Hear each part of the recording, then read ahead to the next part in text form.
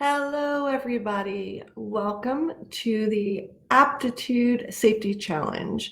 This week, we're going to be covering Snapchat, and it is a doozy. I know a lot of you have been asking for me to do Snapchat just because it is so popular, and probably all of your kids that have smartphones are using it. So we're going to cover it this week. But being that it is so complex and has so many things that we'll need to learn and talk about, it is one of the ones that's going to take all week to do. So today I am just going to do the introduction of what Snapchat is, how your kids are using it, and some of the basics of it, just so that you can get an idea of how it's used, and then hopefully you will download it and use it yourself to get a better idea of what we talked about. And then throughout the week, I will be doing additional things more in depth, like the little pieces that we talked about today, but more in depth. So for those of you who don't know me yet, I am Dr. Free Hess. I am a board-certified pediatrician who works in pediatric emergency medicine. I'm a child safety expert, founder of pdmom.com, which is a child safety website that I love, and I hope you'll love it. And most importantly, a mom to an amazing 9-year-old little girl. And so my work in the ER and having a child in this digital age is a good portion of what drove me to do what I'm doing here on PD Mom. Okay, so let's get started with Snapchat. So most of you know that Snapchat is one of the most popular apps for kids. Right now, as a matter of fact, there's 190 million daily users for Snapchat. Crazy, crazy high number. And the majority of those users are young adults and teens, and even down into preteens, and sometimes even younger than preteens.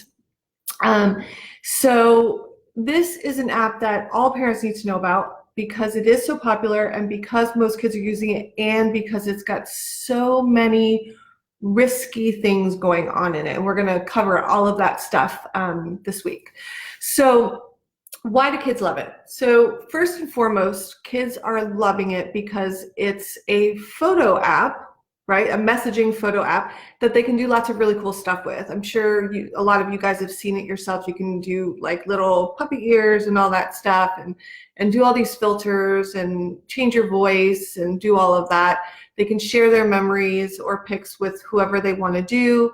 But there's probably a lot of things that you don't know that are on there. There's lots of entertainment. There's different shows that are on there, links to news, stories, both real and fake, sometimes even access to porn and violent content. So there's lots going on in this app. So just to give you an idea of when it was started and what the reputation was as soon as it was started, is it was launched in 2012. And it very quickly got the name of the sexting app from the beginning. And the reason that it got that name, that nickname, was because of the most popular reason kids are using it is because of the disappearing messages. And so the fact that these messages disappear really gave, and still does give, kids the sense that they can do things that maybe they would not do on other platforms, because they think, okay, I'm just going to do this quick and it's going to be gone, which we'll talk about how is not the case. But that's why it became so wildly popular, and that was known right from the beginning of when this app was started, that was what kids were going to be using it for. And then those disappearing apps, which initially were really kind of sexting based and inappropriate photos based, now the fact that they have disappearing messages actually makes it worse with respect to cyberbullying, sextortion. Predators love it as much as kids. So that's a huge reason of why it's so big. So the basics of how old kids need to be. So by law, kids need to be 13, not only for this app, but for all apps, and that is to protect their privacy. But there obviously are tons of kids using it that are less than 13, because all you have to do is put in a birth date. There's no verification of it. And not only is there no verification of it, but as a matter of fact, once you sign up for the app, you can actually go back and change your birthday at any point. So I originally, like I said earlier with all this stuff, I use these apps the way kids use them. And so I originally made myself 13 just so that I could see what was going on with respect to like what a 13-year-old would see. And then I just went back in that same exact profile and I was able to change my birth date to make myself 18. So I'm going to show you, and of course my phone is giving me some trouble. Here we go. So here are some of the, when I signed up so that you can see. So, oh, that was the second one. Hold on. This was the first one. I put in, made myself 13, said choose carefully. You can only change your birthday a limited number of times. And then I was able to then just change that. No verification. I just said, yep, I'm 18 and all is good. And that's exactly what kids are doing.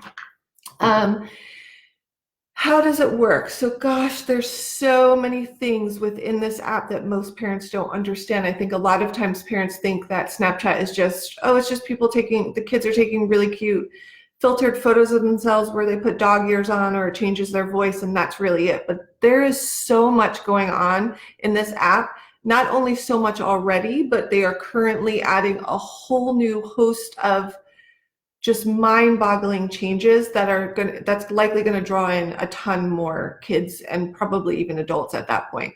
So how does it work? So you sign up for it. You have to give your name, which obviously is a made-up name, your email, and your birthday. All of those are likely made up. Although, to be honest, kids will oftentimes use their real email because in Snapchat, it is one of those apps that kids tend to want to be able to find their contacts. So if you use your regular email and you sign up through that, you can actually upload your contacts into Snapchat and then all of a sudden they're automatically your friends.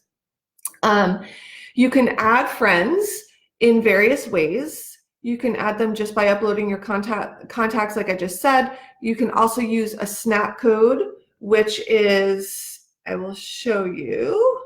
If this phone, okay. A snap code is something that Snapchat uses specifically. Go to my profile. This up here. Oop, I should probably cover my name so that nobody can see. That didn't work so well. So with that snap code, kids can just randomly meet other people and say, oh, hey, just why don't you hit me up on Snapchat? And you can scan, within Snapchat, you scan with your phone their snap code, and then all of a sudden you're friends. So the reason this is a problem is that every time kids are out and about and meeting people that they may never see again, that when we were young, we might not ever see them again and they're never going to be a problem.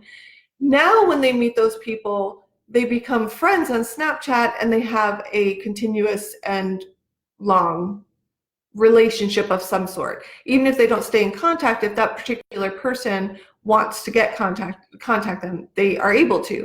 So usually kids will amass tons and tons of friends on Snapchat, and a good portion of them are people that they don't know, whether they just met them at a party or while they were out, or they're friends of friends, that kind of stuff. So a good portion of their contacts on Snapchat are people that they don't know.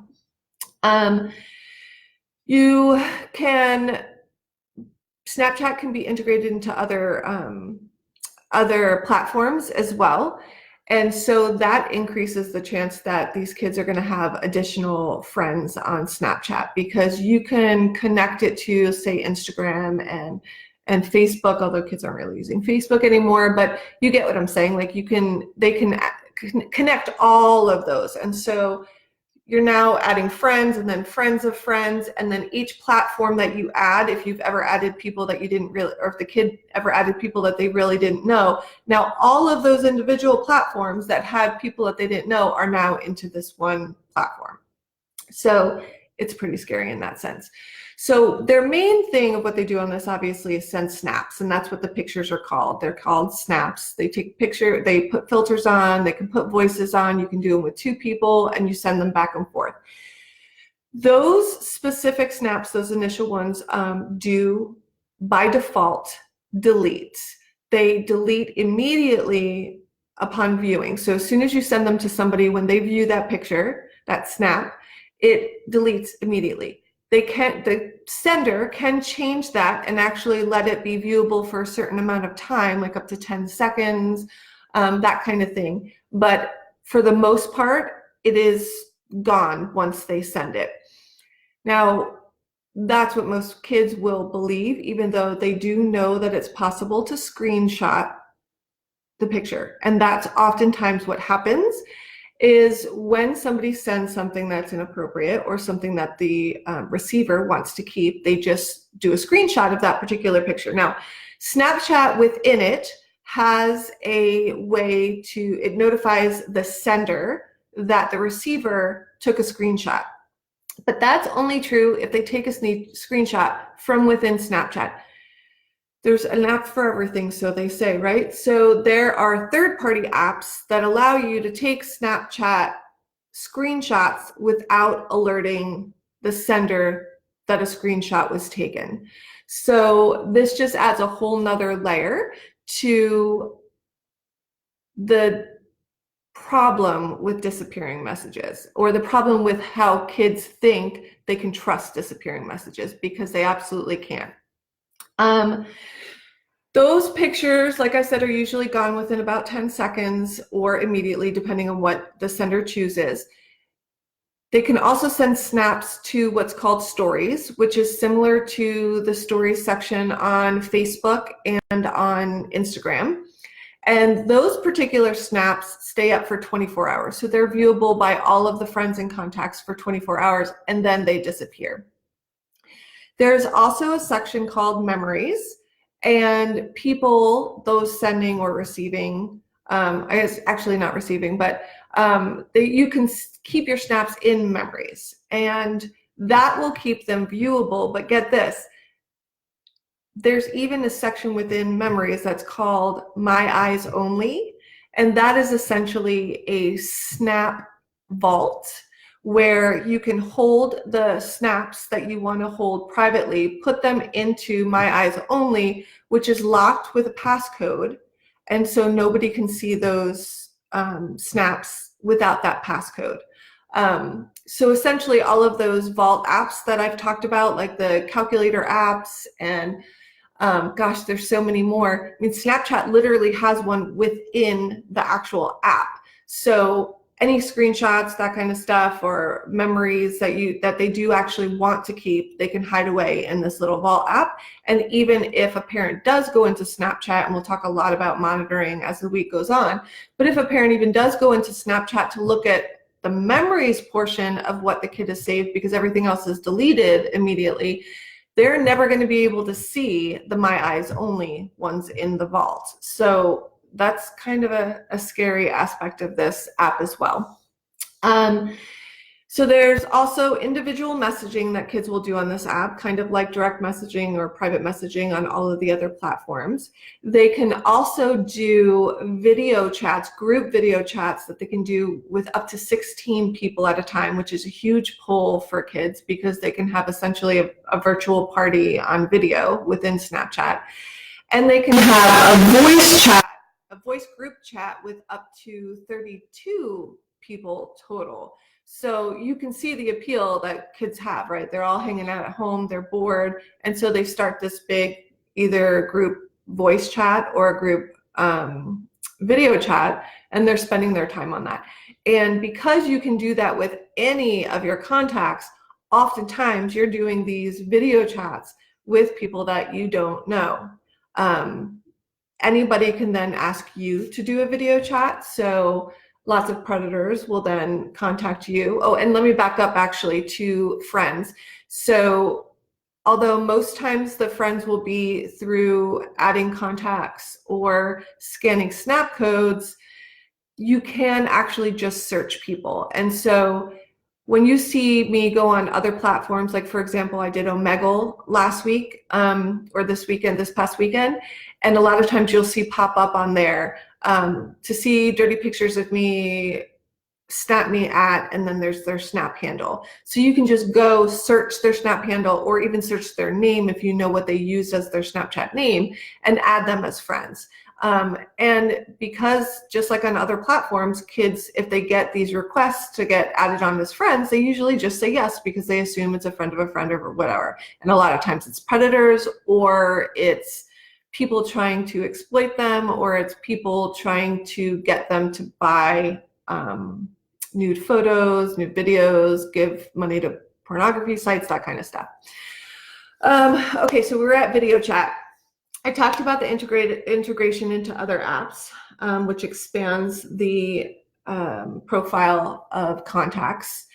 Now, I talked already, I have to look at my notes here because there's so much stuff to cover. We talked about the disappearing apps and the stories my eyes only.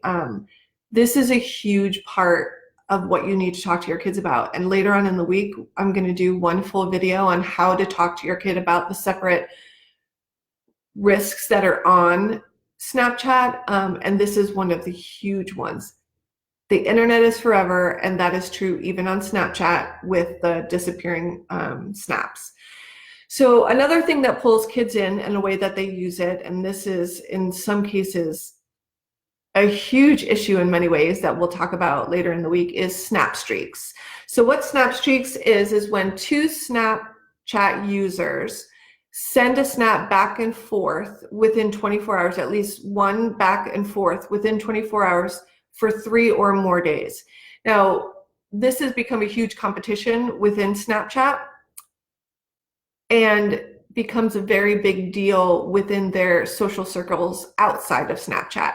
Like with schools, oftentimes they'll do these snap streaks with friends that they know at school or whatever, and they keep it sometimes ongoing for months.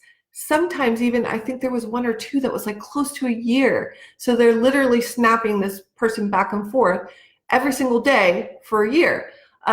We'll talk later in the week how this can affect their mental health, because it can affect their mental health hugely. It's competitive, it can be stressful.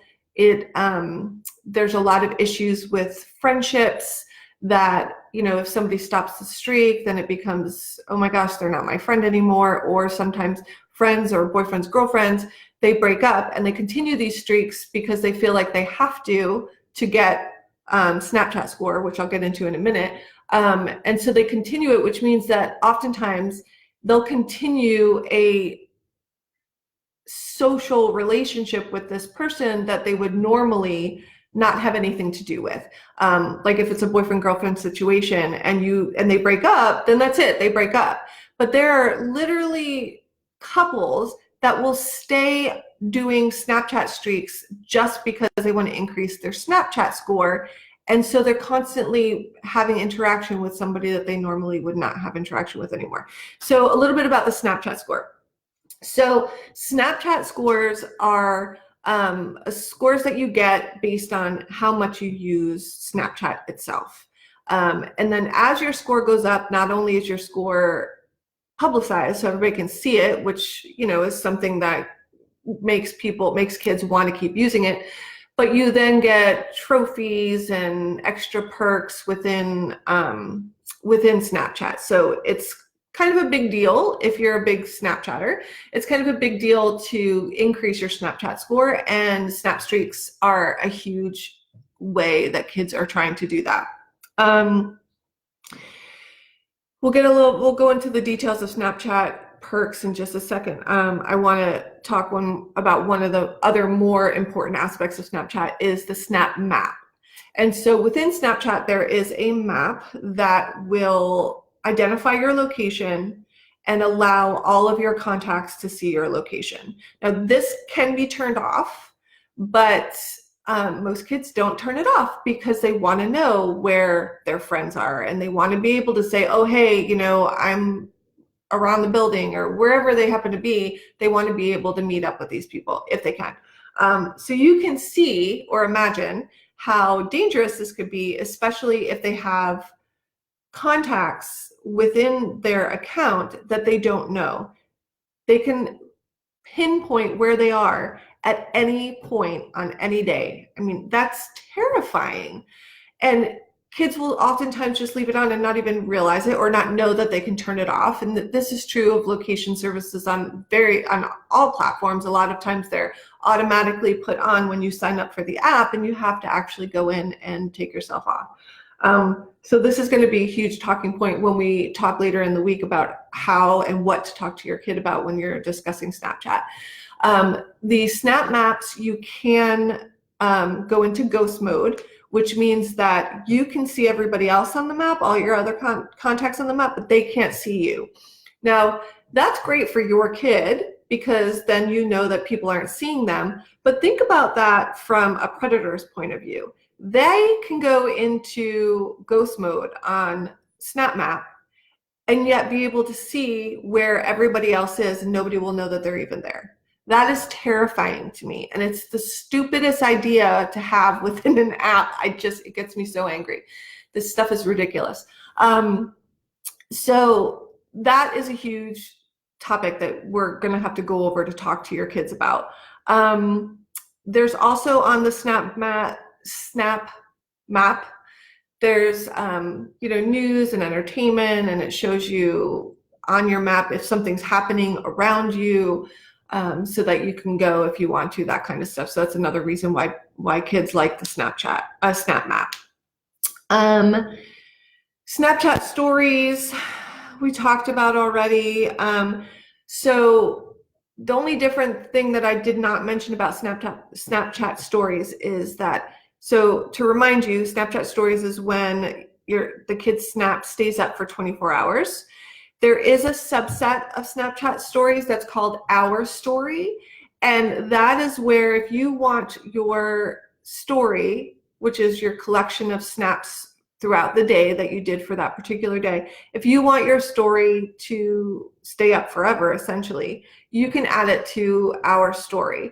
And that is where Snapchat itself, the company, they curate all of the stories that people send into them, and they kind of put it together and leave it within there to be viewable essentially forever. So that's something that a lot of kids try to do, because to have yourself up there, not only forever, but for everybody to see, because it is completely public and it's not just viewable only to your contacts. That's something that they like. They want people to see them, right? Because that's on a lot of these platforms, that's the point. But that makes it even more dangerous. So sometimes what will happen is kids will get their snap stories on Our Story, and because that makes it public, once they're up there, if a predator sees something they like on that story, they like how you look, they like whatever it might be, they then can just go within Snapchat, search for you, and if your kid adds them on as a friend, now that they have complete access to them, not only access to their account and their pictures and videos, but to be able to video chat with them, text chat with them, find them on the Snap Map, a whole host of things. And it's actually because of all of these things that I've already just said and talking about how predators can find them. This is a good, these are reasons of why predators will often start talking to their targets on other platforms and then ask them to move to Snapchat. So I've said in previous talks about how predators are really good at what they do, and they have a very specific system about how they do that. And they go to more open platforms first and start to find their targets, start to engage with their targets on there. But then because certain platforms are more heavily monitored, not only by the actual companies, but also able to be monitored by parents, because Snapchat is notoriously difficult to monitor, and I'll explain why later in the week. But so they'll start off on those apps, and then once they gain that person's trust, and all of a sudden now they're friends, they'll then say, hey, why don't we switch over to Snapchat and start talking on there? Because now they have the ability to start working on this kid, to give them inappropriate pictures or videos that the kid will think is going to disappear. They take screenshots. I mean, it's just, and it just gets worse and worse and worse. And that is yet another reason why this app is so terrible. The Discover section. Gosh, see, I told you there's so much to talk about with Snapchat. So not only can kids take pictures and videos of themselves and do all the other things that we already talked about, but there's a separate section within Snapchat that's called the Discover section. And essentially what this is it's kind of a feed of various channels that show snaps, stories, and even short videos that are from everything from like news outlets, from celebrities, and even from other Snapchat users or from users of other apps. Like there's lots of carryover from TikTok that go into Discover, and then that pulls them into TikTok, or lots of other apps get pulled into the Discover section, which then leads kids to go to all other apps. And this is the section where there is a ton of inappropriate stuff. Now, Snapchat does, I guess, try to weed out the more inappropriate material if you put an age of like 13, 14 in there. But first of all, that's not the age anybody's putting in there, right? I mean, these kids are definitely, not all, majority of kids are going to lie about their age. So they say that they weed out the more mature content if the kid registers with a younger age. But if you're of a whatever they decide is an okay age for mature content, you can see alcohol related posts, lots of violence, definitely very suggestive posts. There has been a couple of issues with some of the Discover sections leading to actual porn. And a lot of those have been publicized. And later in the week, one of the days, I'm going to be posting a lot of media stories about Snapchat, and I'll post one or two of those as well, so that you can see what an app like this tries to slip in every once in a while. So that is another thing. What else? Kids can subscribe to certain channels, and then once they subscribe to that channel, then Snapchat will start to feed them similar channels so that they, because they're using marketing within here, right? So that way they feed them more information that they think this child's going to like, which keeps them on the app even longer, because that's the overall goal, right? Is to keep as many people as possible on the app for as long as possible. There's also within the Discover section lots of ads. So your kids are being exposed to tons and tons of ads, lots of quizzes that are, we all know that the quizzes on social media are sometimes difficult to avoid because they're so funny, and you're like, oh, I'm gonna just start doing this quiz, and then their information is pulled for that from the marketing standpoint. So there's just a whole host of things that we're gonna have to talk about this week. Just to quickly go over, because I said I was gonna go over some of the Snapchat score perks and trophies.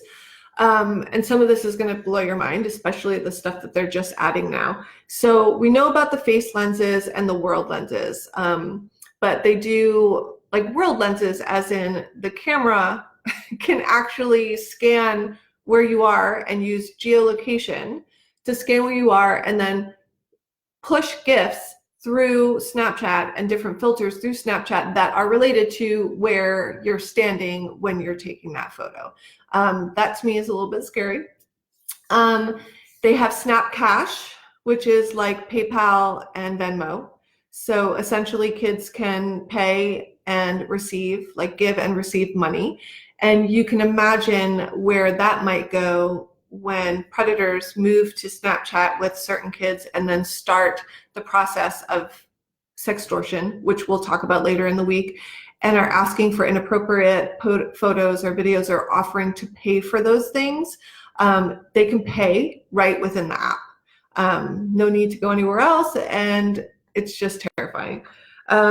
We talked about the memories. Can store snaps, my eyes only. Snap Store, there's actually a Snap Store where you can buy snap related items, you can buy extra filters. And this is true across the board on social media platforms, that you can buy lots of stuff within it. But the interesting thing is, because this one has like the Snapchat score and all of that, a lot of times kids are pulled into doing even more in the app, like buying things and all of that to try to increase their score to be able to get more perks. There's Shazam, which is kids are finding very, very cool. Like if they happen to be here in a car and the radio's on and they hear a song that they like, you can actually take Snapchat and record. And this particular Shazam, which is within Snapchat, will be able to identify the song for them so that they can then go and download it for themselves if they want to. There's Snap Games. A lot of the games that they've put on are unique to Snapchat, which is very appealing to kids to be able to have games that aren't on any other platform. Most of them are co-play, meaning that they use them with other people within their contacts and sometimes not even with their contacts, and they can voice and text within these games. So it's just another way that they have access to other people. Snap Originals. So Snapchat actually makes original short like shows, stories kind of stuff that kids will end up wanting to watch. And then within the camp, so this is the newest part that I think is crazy, and it's going to increase the number of kids that want to use Snapchat, no doubt. So very recently, like within the last couple of months, they have talked about incorporating what they call an AR bar within Snapchat, and it's augmented reality. And within the augmented reality, there's already some news stories about it. Within augmented reality, they can you can take the camera and point it at different objects, and it will then take you to Amazon so that you can buy it. It's got what's it called? I can't believe it's photomath. I believe it's photomath. I'll correct myself down in the comments if it's not, because for some reason the name is escaping me. That is within the camera as well. So these kids can just scan a math problem, which could be written in their own handwriting, scan the math problem, it'll give them the answer. So that's used a lot for cheating. What else can it do? Oh my gosh, there's so much stuff. The augmented reality is insane. And that's gonna be a whole different thing because it's got later on in the week, because it's got a whole host of dangers within itself. So I think that has covered most of the basics, which is a lot of basics. As the week goes on, I am going to talk specifically about cyberbullying within Snapchat, which is a huge problem. I will show you specific stories of cyberbullying within Snapchat and sexting, photos. We're going to talk about sextortion.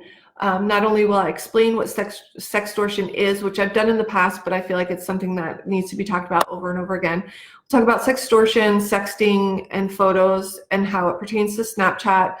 We'll talk about like issues with not only cyberbullying, just what people call like regular cyberbullying, but if somebody sends a sexy photo or explicit photo, how then it can be screenshotted and then shown to everybody in school or plastered anywhere.